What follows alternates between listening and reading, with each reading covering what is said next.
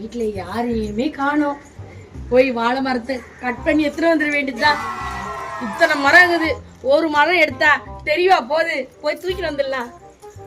போனவன் இவன் வீட்டுல எவ்வளவு மரம் இருக்குது பாரு, தடுக்கடியா வளருது. நம்ம வீட்டுல தண்ணிய ஊத்தி ஊத்தி என்னவோ ஊத்தி வளர்க்குறோம், வளர மாட்டுது. பிஸ்னாரி பையனுக்கு வளருது மரம் பாரு, ஒண்ணு ஒண்ணு எப்படி இருக்குது. இது எடுக்கலாமா இது எடுக்கலாமா, இதையே தூக்கிடலாம்.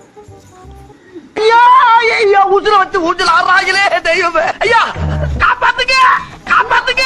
மாட்டு பாடுறா. பக்கத்து தெருவில் இருக்க சரோஜா பொண்ணு கேக்குது, நம்ம வீட்டுல ஒரு எட்டு போய் பார்ப்போம்.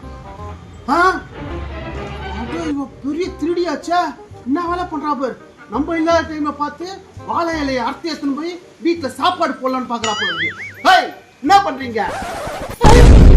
இல்லப்பா, 4 இலைய அறுத்துட்டு போலான்னு வந்தப்பா. விருந்தாளி வந்துக்கிறாங்கப்பா, கொஞ்சம் சாப்பிடணும், அதனால இலை எடுக்கலான்னு வந்தேன்ப்பா. யாரை ஏமாத்துற? இலை எடுக்கிறன்ற பேர்ல மரத்தையே தூக்க பாக்குற. நீ எவ்வளவு பெரிய திருடின்னு எனக்கு தெரியும். உன்னை ஆல்ரெடி 4 பேர் தேடிட்டு இருக்காங்க, திருட்டு வேலை பண்ணிட்டேன்னு. ஐயோ, அந்த 4 பேரு நல்லவங்க சொல்லுவாங்களே, அவங்க தாங்க தேடி இருப்பாங்க. நான் திருடலாம் இல்லைங்க, இலைய தாங்க பறிக்கலான்னு வந்தேன். அதுவும் ஒன்னே ஒண்ணு இருந்தா போதுங்க, நான் எங்க திருட போறேன்? ரோஜா, இந்த புகடா கதெல்லாம் என்கிட்ட கூடாத, ஒழுங்கா போயிடு, இல்லைன்னா போலீஸை கூப்பிட்டு. ஐயோ போலீஸா?